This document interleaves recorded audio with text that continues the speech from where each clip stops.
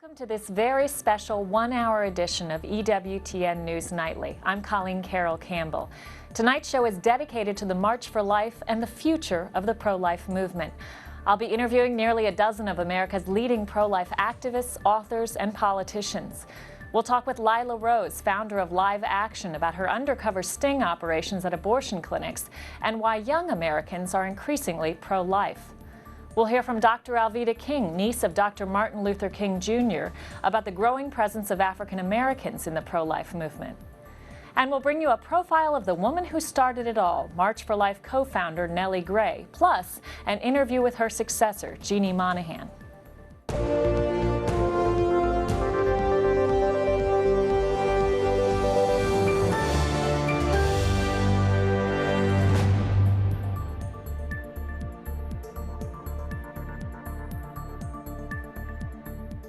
Thanks for joining us for this special edition. Snow and bitter cold delayed the opening of government agencies here in D.C. today, but the March for Life started on time. Throngs of pro-life Americans braved temperatures in the teens this afternoon to march on Washington's National Mall. Their goal? To protest the Supreme Court rulings that legalized abortion nationwide 41 years ago today. The march kicked off with a noon rally, followed by a snowy trek up Constitution Avenue to the Supreme Court. Thousands who had planned to join the march were unable to do so after winter weather forced dioceses along the East Coast to cancel bus rides to the march. Yet robust crowds still turned out for one of the largest annual gatherings, and likely the largest, in Washington. Joining me now, straight from the march, is its president, Jeanne Monahan. Jeanne, welcome to the show. Oh, I'm so happy to be here. Thanks for having me. Well, we're so glad to have you on a very big day for you and the pro-life movement.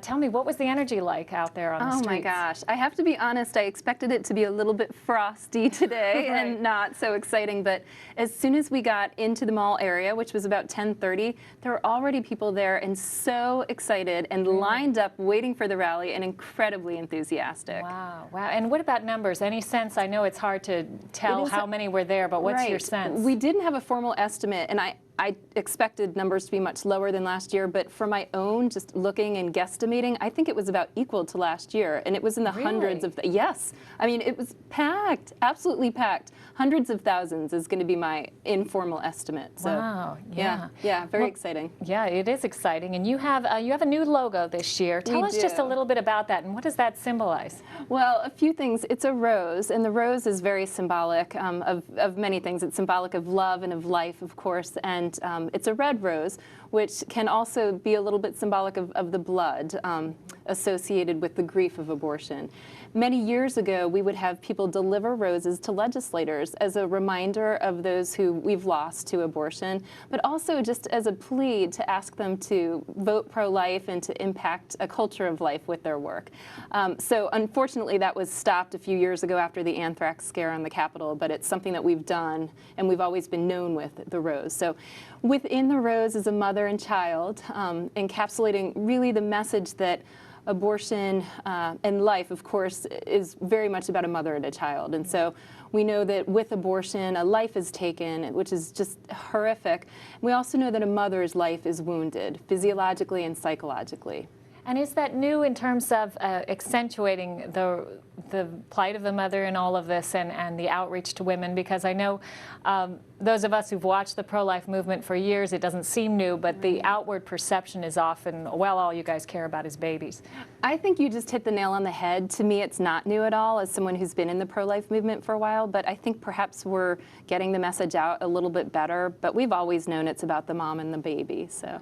Now, what's your sense of the national mood right now? Obviously, a lot of political obstacles to pro-life legislation, and there's certainly the HHS mandate that has been looming over all of this. Has that specific battle impacted at all enthusiasm for this cause? Did you hear that talked about a lot this year at this year's march? Well, I actually spoke about it in my remarks, the Affordable Care Act, because the March for Life is going to be impacted by that. And unless we are able to take some steps pretty shortly, we're going to be forced to carry drugs and devices which would cause abortions. And so, of course, we can't do that with our conscience. So I absolutely do think that's one of the pressing life issues of today, and so that's why I brought it up in my remarks. In terms of the national feeling, Very little is happening at the federal level, but we are seeing many, many wonderful laws passed at the level of the states. In the last 3 years, more pro-life laws have passed at states than ever really in the history of our country, and these are common sense laws. These are parental involvement laws and informed consent and health clinic regulation laws. So they're really no-brainers and positive for everyone. Now, when we think about public opinion on this issue, it's in some ways a really confusing picture. I was just looking over some Gallup polls recently, and you've got this trend toward more and more Americans identifying as pro-life. It was pretty lopsided actually last year. This year's poll was a little closer, but it was something like 48% of Americans say they're pro-life versus 45% saying they're pro-choice. That was the most recent number I saw. But then when Americans are asked about upholding Roe, it's rather lopsidedly in favor of holding on to Roe. So how do you explain that disconnect? Is it that people don't even understand what Roe did, or do they kind of want to keep things legal even though they consider themselves pro-life? It's a great question, and I think that there are so many different parts of it, but I do think many people don't understand Roe. Another opinion poll actually polled what is Roe, and very, very few people could articulate that it's basically abortion on demand at any time during pregnancy. But if you ask the same person questions about if there should be any limitations on abortion, the large majority of people agree that it should be limited to the first trimester, et cetera. So. Yeah, I saw that because as you poll people first trimester, then support drops way down into second, and by the third, very few Americans support abortion. So how do you make that leap when there's especially some confusion both about what Roe v. Wade and Doe versus Bolton, the companion case that kind of expanded its reach, handed down on the same day, both what those rulings did, but also this, I would say, I guess, logical disconnect that many Americans have about somehow abortion's okay when the child's really, really small, but as the child gets bigger, it becomes less okay. You know, are there things you're doing year-round with the March for Life Education Fund to address that? We are. We're really working year-round now. Today we announced lots of different ways via social media that people can stay in touch with us. We've got ways to stay in touch via mobile device. So if for your watchers, dial 99000 and put in March for Life, we'll be staying in touch with them. But we plan on using these devices to essentially help people once they're home in their local areas to be better trained activists. Right. But it is true, this disconnect that you mentioned, I think it offers a good challenge for us in terms of messaging. But the reality is most Americans are not in favor of what mainstream America is proposing with Roe right now. It's very fascinating that they'll, anyways, sorry. No. It's very fascinating to me that they will say that they're not in favor, that they're in favor of Roe, and yet they really don't understand what Roe is about. So I guess there's a lot of education for us on that point. Right. Now, you're a young woman yourself, and you took over just last year, took over the march after a longtime co-founder Nellie Gray passed away.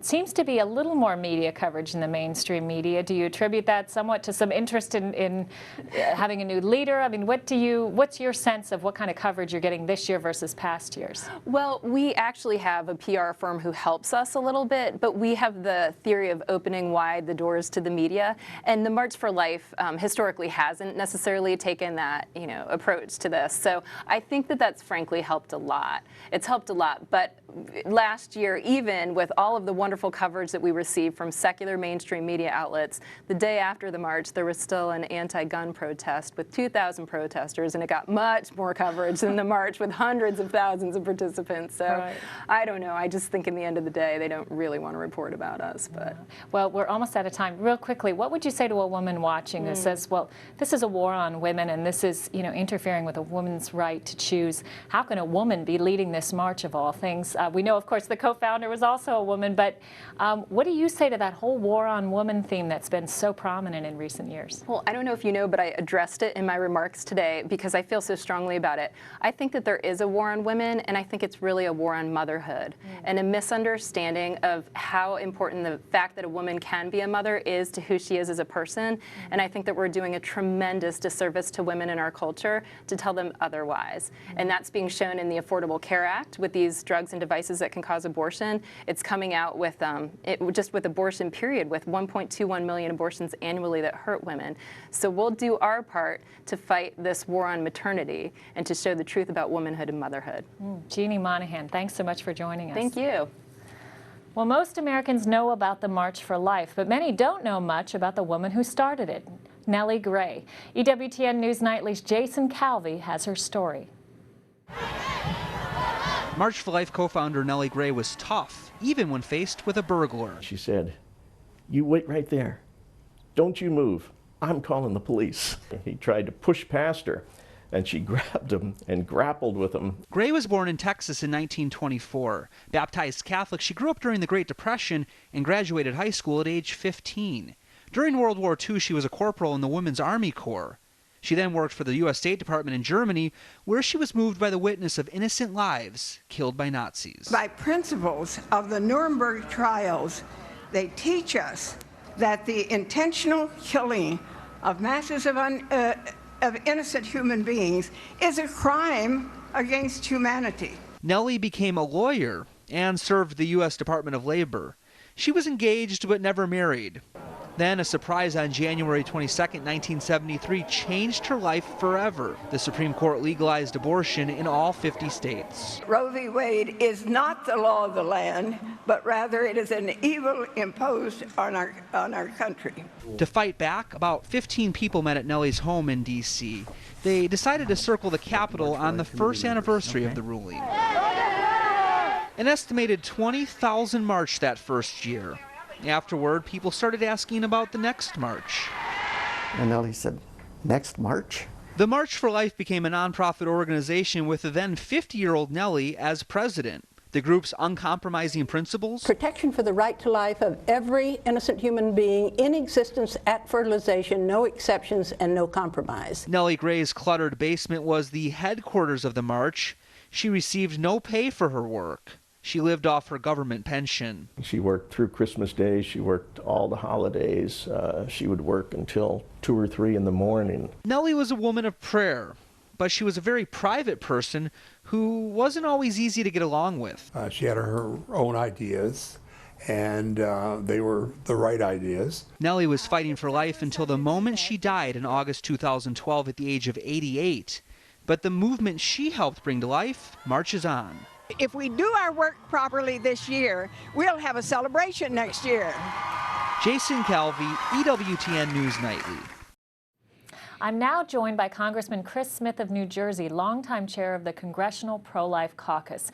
Congressman Smith, welcome back to the show. Thank you, Colleen. Great to be back. Well, it's great to have you, and you were at the march today, speaking at the march. What did you see? What was the mood? Well, it was cold. There were a lot of frozen smiles, but it was electric. A lot of prayer. People who are very optimistic that notwithstanding the abortion president, Barack Obama, and all the nefarious things he's doing to the culture of life, and matter of fact, undermining it, there's an optimism that is very profound, and I do believe it's based on fact. More than 200 laws, pro-life laws, have been enacted in the various states over the last 3 years, a record. We are seeing the transformation of society, again, notwithstanding the major media being against us and the President of the United States and people like Nancy Pelosi and others being against us as well. So there's movement. The zeitgeist, if you will, the trending is towards embracing life, mother and baby, loving them both and trying to help both. And now you've been chair of the Congressional Pro-Life Caucus for 32 years, so you've been in this for the long haul. Sure. What have you seen on Capitol Hill during that time, and what's kind of where are we now versus where we were 30 years ago? Well, in one sense, you're always one election away from maybe a major advance or a major setback. And we've certainly seen that with the presidential elections. When Bush got in, we made some serious progress on the federal level. When Obama and Clinton were in, serious regression, and also an effort to try to stop it, of course. So it is a tug of war. But what's happening, frankly, among the grassroots of America is that there's been a change of heart that's underway, particularly among our young people. Next week, Eric Cantor has announced that the No Taxpayer Funding for Abortion Act will come up for a vote, and that would make permanent all the policy riders like the Hyde Amendment, my amendment to the Federal Employees Health Benefits Program, and all the other prohibitions on funding. It will also say that every place where abortion on demand is now unleashed via Obamacare, and that's in all kinds of health care exchange plans, insurance plans, it would make that no longer the case. We also put in a provision on transparency. The Obama administration has been very closed, and unfortunately it has led to people buying insurance plans not knowing that the plan pays for abortion on demand. This would require prominence in terms of conveying that information to the prospective buyer of an insurance plan. So it's transparency. It will also require that separate payment for Obamacare insurance plans where there's abortion involved be honored in the law, the Affordable Care Act, Obamacare. There's a specific provision that says there has to be 2 checks written every month for a premium, one for the major premium, the other for the abortion. Well, the Obama administration has kind of like brushed aside that requirement and just molded it in. Of this passing in the Senate, because we know the It's going Senate to be always the hurdle. It's always a hurdle. It's always been the hurdle. What have I seen over the years? The Senate has always been the more difficult of the 2 bodies, House or Senate. But we've been able to get huge victories or realize huge victories over the years, like all the riders. I mean, every one of them was a difficult fight, including and especially the Hyde Amendment. And yet we have at least proscribed most funding for most abortions on the federal level. But it's going to be difficult in the Senate. We're almost out of time, but I want to ask you, what do you think the impact has been over this HHS contraceptive mandate, the fight over that, which has drawn so much attention? Well, I think it has revealed... What's the larger impact? The larger impact is that it has revealed an extremism on the part of the Obama administration and Catherine Sebelius, the HHS secretary, where they want everyone to comport to their will under very severe penalty economically. Do you think that's galvanized some middle-of-the-road folks? I think it has. For the pro-life cause? Even the USA Today did an editorial against pushing the Little Sisters of the Poor to pay for abortifacients as well as contraceptives. If people want to use contraception, that is a moral issue that they have to decide. But don't coerce faithful believers who believe that they don't want to pay for Ella and Plan B, which are abortion-causing drugs. Don't make them have to pay for it. That is unconscionable in America. It violates religious freedom, and I think it has awakened many people in the church and elsewhere to the extremism of the Obama administration. Real quick, last question. You've been in this battle 30-plus years. How do you keep your stamina up, keep your hope up, especially in the face of setbacks? Colleen, in 1972, I was the youth director. I ran a pro-life organization at Trenton State College, and then became executive director of New Jersey Right to Life. So I've been in it for 42 years or so. It is prayer. Nothing else but prayer, sometimes fasting, but especially prayer. And I found that the more you realize, and I would invite all people, because many people watching your show will be praying for the unborn and for their mothers, we need to do even more on our knees prayerfully, asking God to bring mercy, reconciliation to post-abortive women. When a woman suffers from an abortion, she doesn't go back to the clinic that has destroyed her child. She finds, thankfully, a very open arms mentality and an extended hand and a whole lot of love from the pro-life movement. Father Pavone's organization and many other organizations that have post-abortive ministries. Rachel's Vineyard, Project Rachel within the Catholic Church has transformed otherwise broken lives. That's what this movement is all about. Reconciliation, love, compassion, faith in action. And I have found over the years that I've been so inspired by the love of so many wonderful people. Both my wife and I are in this, and we're in this for the duration, as are members of our family. Glad you are. Congressman Chris Smith, thanks for joining us. Thank you. Well, the faces and names have changed, but the conviction behind the March for Life has remained steadfast throughout its 40-year history. EWTN News Nightly's Mark Irons takes a look back at the sights and sounds of marches past. The court removed every vestige of legal protection hitherto enjoyed by the child in his mother's womb. We must not rest until a human life amendment becomes a part of our Constitution.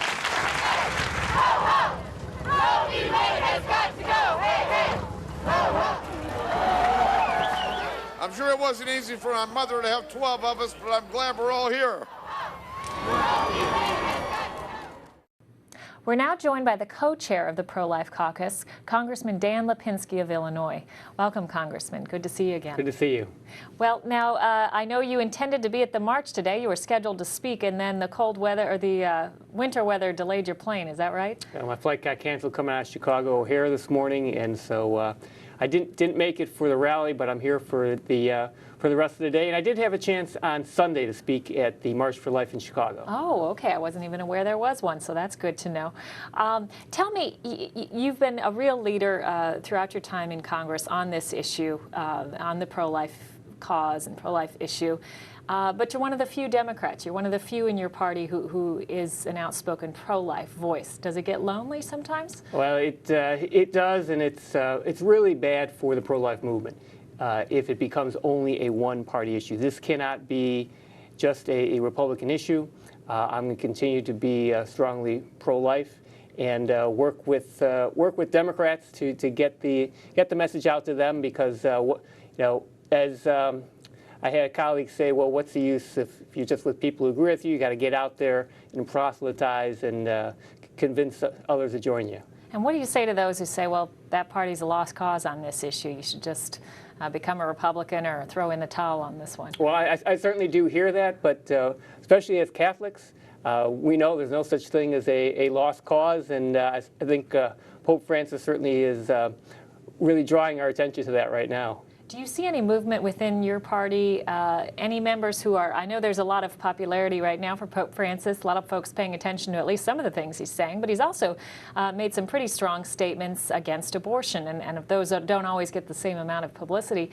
Do you see Pope Francis as a possible entryway to some of your colleagues on the Hill, your Democratic colleagues, to reconsider their stance on this issue, or do you think that's unrealistic? Well, I'm hopeful about that, because I certainly have seen the excitement amongst Catholic Democrats for Pope Francis. Catholics who did not talk about being Catholic before, did not talk about the Pope before, are very much enthralled with Pope Francis, and hopefully they'll be drawn to the entirety of his message. And I think when the President goes and meets with Pope Francis, I think that message is going to come out loudly and clearly, the entirety of what it means to be Catholic. Almost out of time, but what are some of our legislative priorities as a pro-life movement? What would you say are some of the bills that viewers need to be watching? Well, next week, as Eric Cantor announced at the rally this morning, we are going to be passing the No Taxpayer Funding for Abortion Act, which will prevent taxpayer money from being used to fund abortion or, and you co-sponsored that, abortion right? Insurance policy. So I co-sponsor that. That would make the Hyde Amendment put that into permanent law. So I'm very happy that we're going to get that done in the House next week. And big question is the Senate, I suppose. We just got to put the pressure on the Senate, because a large majority of the people agree with us on this. All right, Congressman Dan Lipinski, thanks so much for joining us. It's good to be with you. At the front of the march today, holding the official banner, were students from Benedictine College in Atchison, Kansas, 8 busloads of them. With those students was Archbishop Joseph Naumann of the Archdiocese of Kansas City, Kansas, who joins me in studio now. I'm also joined by the student who coordinated Benedictine's March for Life effort, Catherine Brown. Welcome to you both. Thank you. Thanks, Colleen. And Your Excellency, I'll start with you first. What was it like being at the front of the march with 8 busloads of exuberant college kids, despite the cold, I suppose? It was exciting, and it was really a privilege to be able to do that, but to be with these young people and to see their enthusiasm for this cause was just energizing for me. And you're a longtime stalwart of the pro-life cause. Have you come to marches before, I imagine? Yes, I'm not sure how many, probably over 20. For a time in my priesthood, I headed the pro-life apostolate in St. Louis, so I had a lot of opportunities then. And what have you seen through the years? I mean, what's your sense today of the feeling, the momentum versus 10, 20 years ago?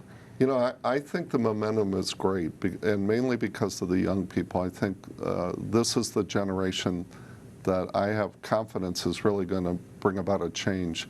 And it's something I think that's happening under the radar of the general media, but there's a change in attitudes of our young people.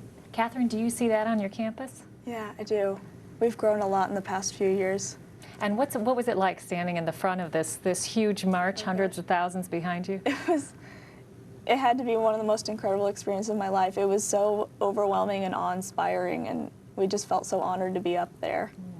And tell me, you do an effort on campus where you sleep out in a tent in the cold, right, to drum up some support for this. What's the idea there? The idea is just to promote awareness of the March for Life and get our students aware that this is something that we should be willing to sacrifice ourselves for, and then it also doubles as an advertising campaign for the March for Life. And why does this issue resonate with your generation, you think? I think it's because we have so many people who are missing in our lives because of abortion. I mean, I've talked to so many people who have siblings who have been aborted, or cousins. I mean, who knows, maybe even people we would have married have been aborted. And it's, you know, our generation is the generation rising up that has all those missing people in it. And we're realizing that. Right. And Archbishop Naumann, Pope Francis has been a focal point of media attention since his election last March. He tweeted his support for the march today. He's made some very strong statements against abortion, but the general media caricature has been that this is an issue he's kind of leaving behind, and he's certainly spoken out about the need to accompany women more, to speak about other issues as well as abortion. But some pro-lifers have felt that maybe he's sidelining the issue. What's your read of what he's saying to us?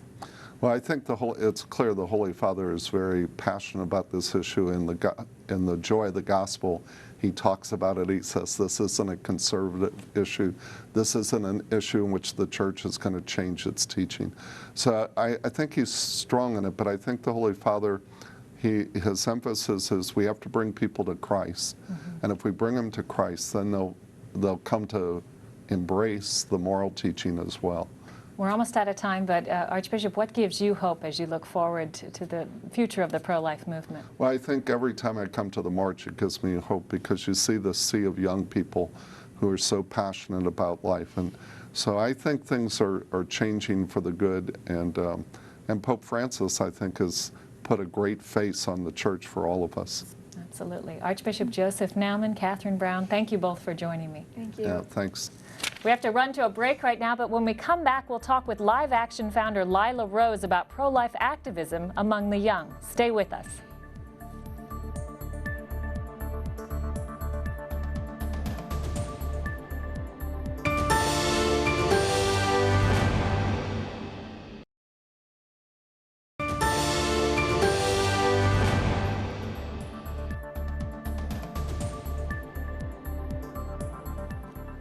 Welcome back to this special edition of EWTN News Nightly. I'm Colleen Carroll Campbell.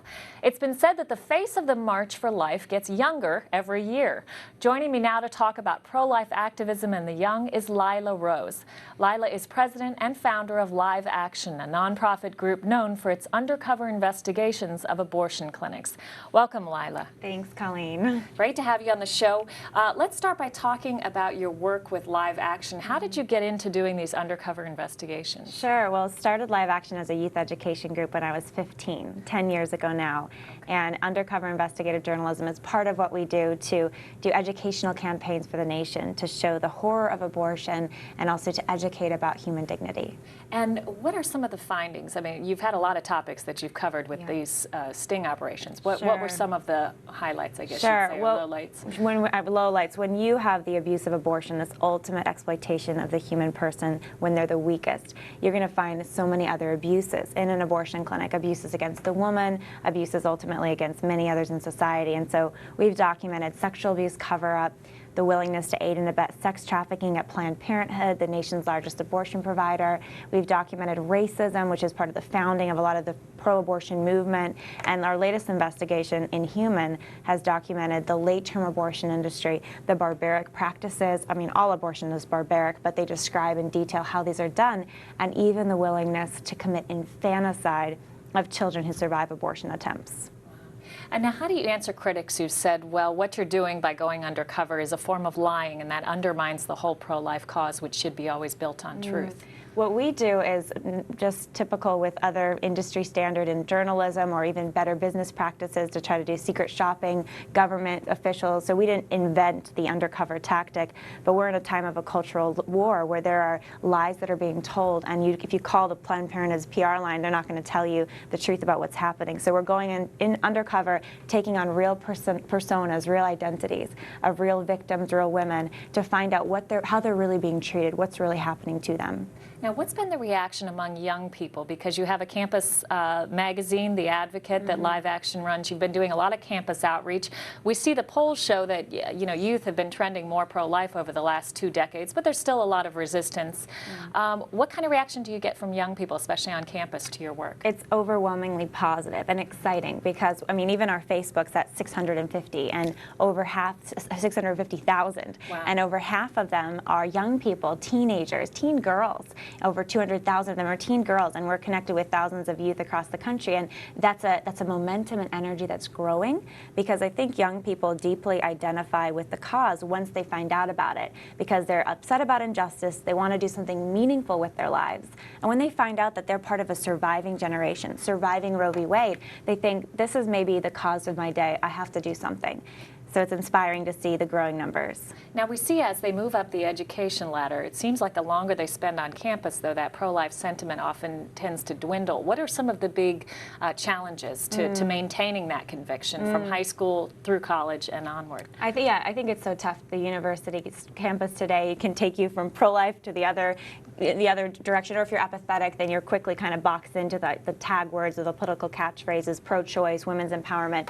But I think it's just education. I mean, the power of new and social media is you can cut through traditional media, cut through what professors may be teaching, and get messages out to women, to young men on campus. Abortion is not about empowerment. It's actually disempowerment of a woman, explaining, kind of talking through the human rights issue of abortion. So I think once you bring up the right messaging, the right form of education, people are very receptive. I even saw that at my school at UCLA. Going there, you wouldn't think there was a pro-life school, but the amount of students that resonated with the pro-life cause, once you talk to them about it in terms of true empowerment, what's best for women, and human rights of the child, they were very, very open to it, and many of them became pro-life. Good to know. Lila Rose, thanks so much for joining us. Thanks, Colleen. Well, young pro-lifers were certainly visible around D.C. this week. EWTN News Nightly's Wyatt Goolsby talked to some of the many students who traveled across the country to stand for life. They came by the busload. Despite a campus closing of Catholic University Tuesday due to a winter storm, thousands braved the weather and packed into the Basilica of the National Shrine ahead of the prayer vigil for life. It's just awesome to experience the whole pro-life thing and be actually like, hey, I went to this, and hey, I'm pro-life, and I showed it. From middle school to high school to college age, EWTN News Nightly found young people from Illinois, Nebraska, Tennessee, Kentucky, Florida, and across the country, all to stand up for an issue central to their faith. As a Catholic, it's my belief that, abortion is not right. And so it's very important as youth we stand up for what is right, because we're the future of tomorrow. People, the capital should know that that I'm not for abortion, and that other people aren't for abortion, and that they should continue to try and get abortion illegal. For many students, participating in past marches for life was such a positive experience, they say they want to be involved again. It's a rewarding experience when you stand up for your cause. It's not just those people that are fighting for a right to life. Like, we're representing everyone that's back home too, so. This is the 5th year for high school senior Rachel Rice to travel to the March for Life. She says it's encouraging to see so many people her age participating year after year. It gives me a lot of hope for this generation and for our country's future and whatnot, that eventually people are going to understand that everyone has a right to life. In Washington, Wyatt Goolsby, EWTN News Nightly. The Catholic Church's stand against abortion remains controversial in many quarters, but not nearly as controversial as its teaching against contraception. Joining me now to talk about that teaching and its link to the abortion debate is Dr. Angela Franks, author of Contraception and Catholicism, What the Church Teaches and Why. Welcome, Angela. It's good to see you again. So good to be here. Thanks. Angela, let's start with sort of the million-dollar question, certainly for many non-Catholics, but even for many Catholics, and that is, why can't I oppose abortion and still use or support contraception? Why do we even have to talk about this touchy issue of contraception when we're focused on defending life and rejecting abortion? I understand where people are coming from when they say that, because I used to be that way. You think, well, life is really the important issue. Contraception, maybe if we believe in contraception, if we support it, people won't have as many abortions. Right. The thing is, it doesn't actually work that way. So with adolescents, increased contraception use is correlated with increased abortion. Why? Well, because contraception breaks down this intrinsic link between sex and babies. And once we do that, then we make it okay for people to think, I can engage in a sexual lifestyle, I don't have to have babies, and to have that kind of lifestyle, you really need abortion. And so what contraception does is actually facilitate this culture of death mindset. Interesting. And it's certainly true. The Guttmacher Institute had a statistic. I believe it was 54% of women who have had abortions were using contraception the month that they became pregnant. So, you know, the facts are there, but then there still is this idea, Nancy Pelosi is the most recent to articulate it, that, hey, if you're against abortion, you should be supporting contraception. So tell us a little bit about the effects of contraception, both culturally and on the woman, that create what you're describing, a situation where the need for abortions or the demand for them actually rises.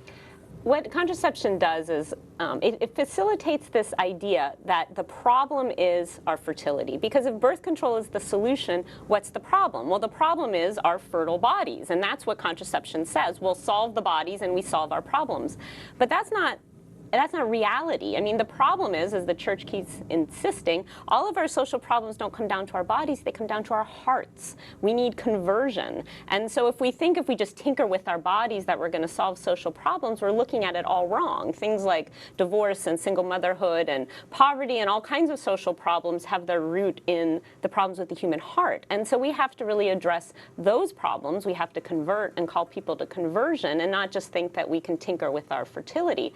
And then when people do use hormonal contraception, as you pointed out, there's so many adverse effects then that affect the woman both physically and hormonally, psychologically, that, you know, why do we even try to go down that route? Let's really focus on the real problem, which is the human heart. And you've talked about this ideology of control that's sort of behind this demand to control our fertility.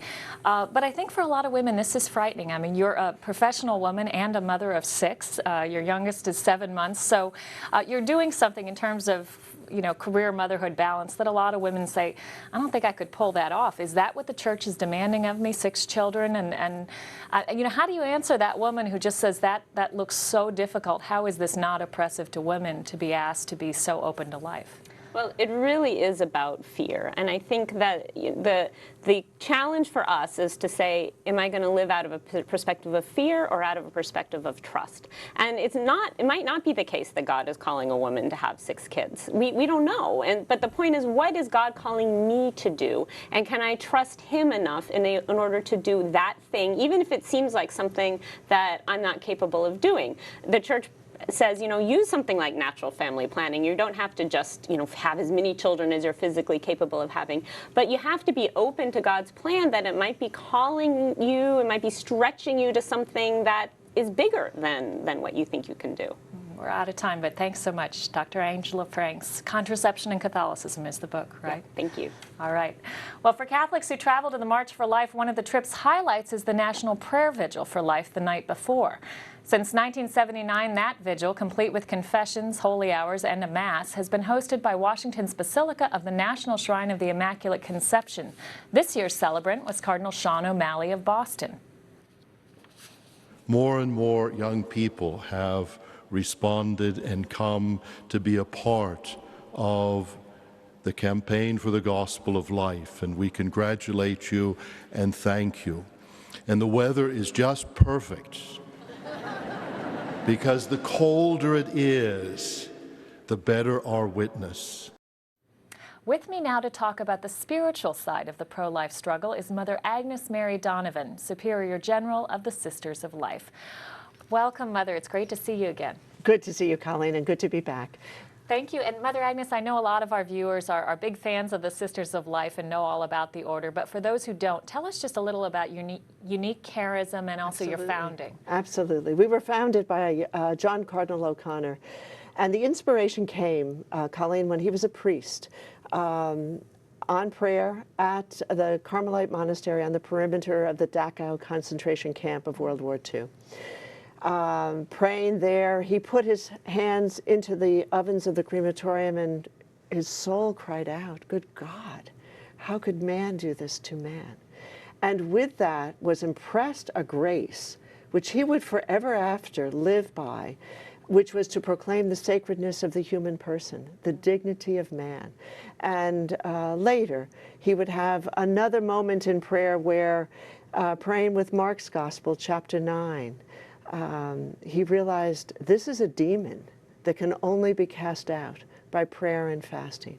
And it was actually with that, Colleen, that he founded the Sisters of Life, saying we now needed those who would consecrate their lives to the Lord of life in prayer, sacrifice, fasting, and also in works, which sprang from their prayer. And that was the birth of the Sisters of Life. And that was 1991. You've been the Superior General basically almost since the founding, right? You're the first Superior General. I'm the first Superior, indeed, right. And indeed. it's a vibrant, growing order. Praise God. Yeah. It's all God's work, yes. Tell us one question I think a lot of folks have, especially those who come year after year to this march. They say, I've been doing this for 20, 30, some 40 years. Roe v. Wade is still in place. Abortions are still taking place at an astronomical rate. How do I not lose hope? And I think of you and your sisters serving in New York City, where 2 out of every 5 pregnancies ends in abortion. How do you and your sisters prepare spiritually to maintain that sense of hope and joy? It is the hardship of hope. But I would say to you and to anyone, all you need to do is to see one heart converted. Because that's all it takes, to see the power of the Lord's grace conform a heart to himself and to be drawn forth from the culture of death. And with that, I mean, you can go forth endlessly. And we don't see just one, Colleen, but we see many every week, many sometimes every day, of women whose hearts are being converted from the lie that they have been told by the culture. So, and you can't help but be at the march and see all the young people. We're becoming a pro-life nation, slowly. The media won't tell us that, but it is true. Wow. And the young are with us. And one thing that's, we're almost out of time, but very characteristic, both of your order and I think increasingly of the pro-life movement in general, is this focus on the positive, on helping women as well as babies, and maintaining that joy. Why is that crucial as opposed to the more dour, angry face, the way often the mainstream media portrays the pro-life movement? Well, it doesn't convert hearts, simply. But the positive and seeing the way the Lord wishes to work in the heart of another, that is an exciting agenda to be part of. Yeah, wonderful. Mother Agnes Mary Donovan, thanks so much for joining us. Thank you, Colleen. An honor to be with you. We have to run to another break. When we come back, we'll talk with Dr. Alveda King and the Reverend Dean Nelson about abortion in the African-American community. Stay with us.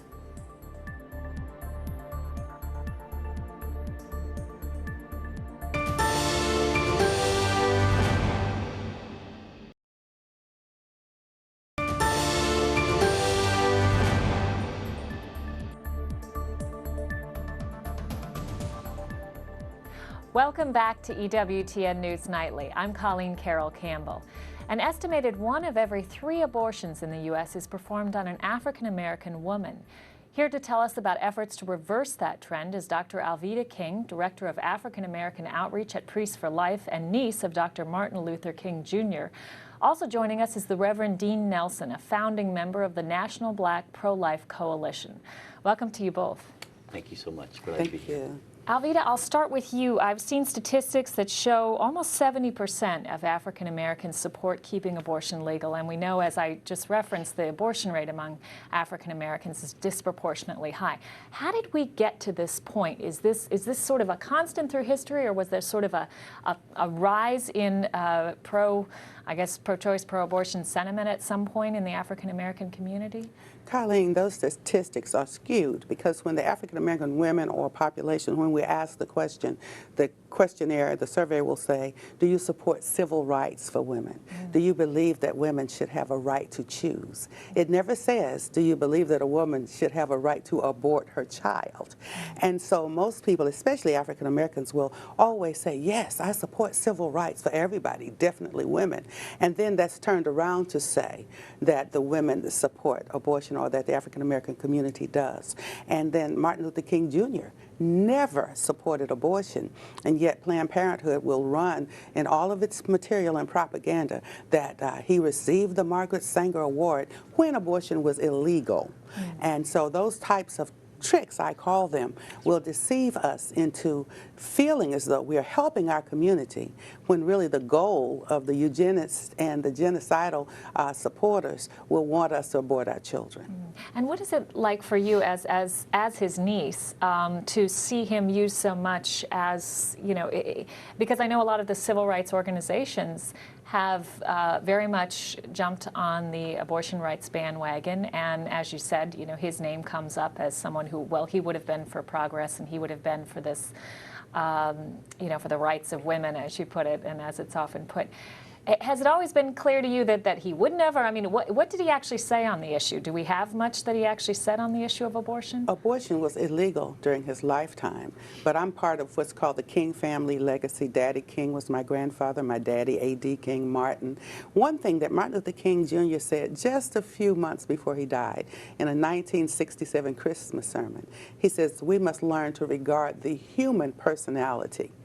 And then I'm paraphrasing a bit, but then he went on to say, when we love people, we won't kill anybody. And he often spoke of the sacredness and sanctity of life. So Dr. Martin Luther King Jr. was always pro-life. And Reverend Nelson Dean, you're obviously very active. You've been active with crisis pregnancy centers, but also the role of the church in this whole debate. I mean, what is the status of preaching on this issue, abortion, within the African-American community and specifically the black church? It's a very good question. One of the things that Dr. King was noted as saying was that, you know, if the church loses its prophetic zeal, it becomes an irrelevant social club without moral or spiritual authority. And I think that in many ways the black church has lost that moral authority because we haven't spoken out. Studies show today actually that the African-American parishioner is twice as less likely than a Hispanic to hear a message about a pro-life message across the pulpit. And so the National Black Pro-Life Coalition and other organizations are trying to turn that tide because we recognize that while most African Americans call themselves pro-life, there's a lot of work that needs to be done with helping them to understand how they can actually be more involved with the pro-life movement. And you've also done some work counseling men who are post-abortive themselves, who've seen their own children aborted. What kind of arguments resonate with them? I mean, do you see an openness to them, among them, to the pro-life message when they do get that kind of healing and counseling to think through their experience? You know, I think that the voice of the man has oftentimes been silenced in this movement. Obviously, for any time that there's a conception, there had to be a man and a woman. And I think that men who have suffered the loss of abortion, many of whom never realize it until later on in their lives, are, one, going through levels of counseling, but two, after that, much like women, are much more apt to speak out about their loss, and not in a condemning way to those who may have participated in abortions, but from the standpoint of understanding that there is healing for those who have gone through the trauma of losing a son or a daughter to abortion. And Alveda, that's a trauma. You obviously know one involuntary abortion done by a physician without your consent, the other a voluntary one. And you've spoken very eloquently about the effects that's had on you, on your family. Is there a sense of a vicious cycle in some ways, not only in the African-American community, but anywhere where every woman who has an abortion then feels sort of compelled to continue to defend it as a right? Otherwise, she'd have to look back at sort of the consequences of what she went through and what she did? Well, my grandfather, Daddy King, convinced my mother in 1950 not to abort me. I had secret abortions. I call it drinking the Kool-Aid of the pro-choice movement, and hid those. And then when I was going to have another abortion, I told my grandfather, Daddy King, and he broke that pattern and that cycle. He said, that's not a lump of flesh. He and the baby's daddy said that's a human being. And then so the cycle is broken now by the power of Jesus Christ, power of the Holy Spirit, God our Father, and our family, because I had 3 children to conceive, and they had different situations, but they wanted to not have the baby, even though they knew the message. And I was able to give my testimony, tell them that Jesus would love them and help us. And those grandbabies will be 3 years old soon. All 3 born at the same time. I have 9, but those little 3. I wanted to say, though, in working in the National Black Pro-Life Coalition, where as Director of African-American Outreach for Priests for Life, we work very closely with one of the organizations. It has been very beneficial for brothers and sisters to work together. And the men have had such a strong voice in reminding us that we have to bring the father back. So for instance, the child support laws say, well, if you don't pay the child support, we're going to put you in jail. The man's mother may encourage him to abort his child because she doesn't want her baby son, who's a grown man, to go to jail. And so we want to bring daddy, mama, baby together. We want righteousness and justice to come together and to make a beautiful human family. That's our objective. We're almost out of time, but I'm going to ask each of you this. Any signs of hope that you see? I mean, there is, I know, Alveda, you've said that you've been coming to the march, what, 12-plus years, and you're starting to see more black faces, and you're sensing a growing visibility of the African-American community. Have you seen that as well? There is a lot of work to do, but we're excited that many, many pro-life organizations are seeing the need to work with African Americans. We have a lot of, whether it's in the political arena, whether it's in the pregnancy center arena or otherwise, entry points for African American leaders to become engaged. And Alveda is a great voice, and there are a host of leaders who are helping to make that a reality. And what more needs to be done, Alveda? Well, there are many more pro-life pregnancy care centers now. Much less of the abortion killing center. That number is going down. The pregnancy care centers are coming up. The churches are helping and becoming involved. And so you have helped us by allowing us to share this message, and let's broadcast it as far as we can. Amen to that. Alveda King, Dean Nelson, thank you both for joining us. Thank you. God bless you. Thank you. Among the many events surrounding the March for Life, one of the most popular is the Youth Rally en Masse, hosted by the Archdiocese of Washington. The annual event, which takes place the morning of the march, began 24 years ago. It now happens in 2 different D.C. venues to accommodate overflow crowds. Some 26,000 tickets were distributed for this year's festivities at the Verizon Center and D.C. Armory, but organizers said only about 16,000 people made it to the events due to bad weather. That weather had forced the Archdiocese to close its schools today. Attention to the pro-life cause is at its peak during the March for Life, but I'm now joined by a woman who works all year long on the issue, Marjorie Dannenfelser of the Susan B. Anthony list. Marjorie, good to see you again. I'm so glad to be with you again. It's been a while. Yes, it has. Tell our viewers a little bit about the work that you're doing and seeing on the state level, because I think that's something that we sometimes don't focus much on, but there have been a lot of pro-life victories, legislatively speaking, on the state level in recent years. There have been quite a number, and we've been out there focusing on elections first, frankly, so that we have governors and we have legislators who will pass the laws that will eventually save lives. So on the state level, we've seen a record number of pieces of legislation that protect life pass. Our primary focus is now on the 20-week pain-capable bill. And so far, we've seen that pass in 13 states, beginning with Nebraska. It is making a windy way, I believe, to the Supreme Court, and that windy way will include its passage in the House of Representatives, which has already happened once. It is going to be hotly debated and we think voted on in the early spring in the Senate. And that means that we can see at some point 18,000 children a year protected in the law finally after all these years. Now tell us a little bit about what's in that bill. And you said the House has already passed it, but, That's right. But the Senate is always the stumbling block on these things, isn't it? Yeah, the Senate is always a stumbling block. That's why the Susan B. Anthony list focus is always elections and legislation. You have to have legislators to pass good legislation, of course. So the legislation that will be voted on in the Senate, we hope and pray and are working towards, is sponsored by Senator Lindsey Graham. It draws a line in the sand at a very modest proposal of 20 weeks, the point at which the child feels pain. It's actually, if you know Bernard Nathanson, that was the issue that converted him, was the pain of the unborn child in a sonogram. So it's very convincing. We focus on the humanity of the unborn and the love, of course, of the woman at the same time. It's a dangerous time for her to have an abortion herself. So this is banning late-term abortions? After 20 weeks. Okay. After 20, almost 5 months. And is that compatible with Roe, or is that where you're looking for the Supreme Court challenge? It is a challenge that we hope to see, and it will be a challenge. I mean, there's been a dismantling and an undermining of Roe already, because the framework of Roe is already sort of out of kilter.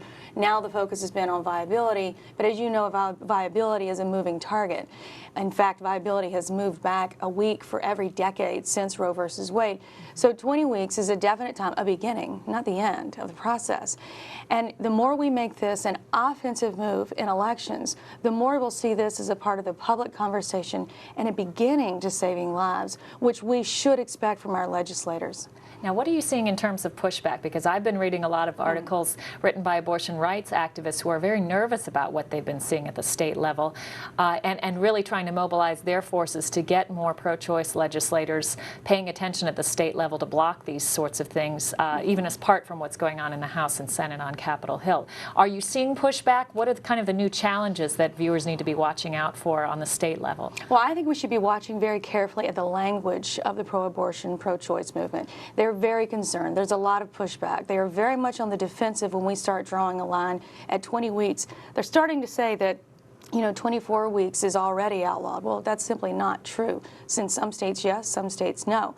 So the pushback is happening. They realize that they're losing ground. They're starting to change their language. Their focus groups are coming up with different ways for their candidates to speak.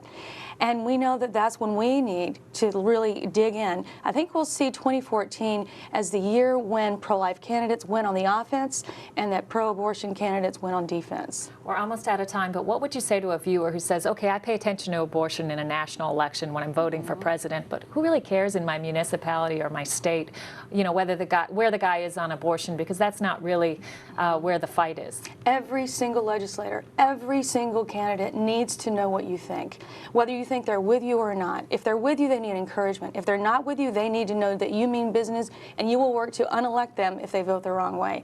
That's how our system works because the founders set it up that way. It's a dignified, beautiful process that kept us going and actually eliminated human rights abuses along the way. It's what we have. We have to use it. Marjorie Dannenfelser, thanks so much for joining us. Thank you. Well, one of the newer arrivals at the march is Latinos for Life. It's a group that aims to use chastity education and the theology of the body to combat high rates of abortion in the Latino community. EWTN News Nightly's Susanna Pinto attended the group's rally in D.C. last night. Take a look. Snow and icy roads didn't stop Latinos for Life from celebrating their first rally on the eve of the March for Life. Prayer and music was part of the evening, along with Latino leaders who revved up the crowd of young people. Keynote speaker Alejandro Bermudez had some advice. I think what the best that Latinos can do for themselves as a community and for the United States, the country that is being so generously accepting them and welcoming them, is to stay true to their core values. The group defines those values as family, culture, and unity, and its goal is to unify and mobilize Latinos in the pro-life movement. We believe that Latino community is a sleeping giant, and we need to be awakened. It is enough of the lies. It is enough of them taking the life of our people. Our generation is going to be extinguished. Others agree. It's important for us as Latin people to be here and educate ourselves. That way we can support, give a voice to those that don't have it. The reason why I come is because everyone deserves to live. I mean, just a gift. And the rally marked a milestone. For the first time in 40 years, we've seen that there is an event where Latinos are included and where we are united. In Fairfax, Virginia, Susanna Pinto, EWTN News Nightly.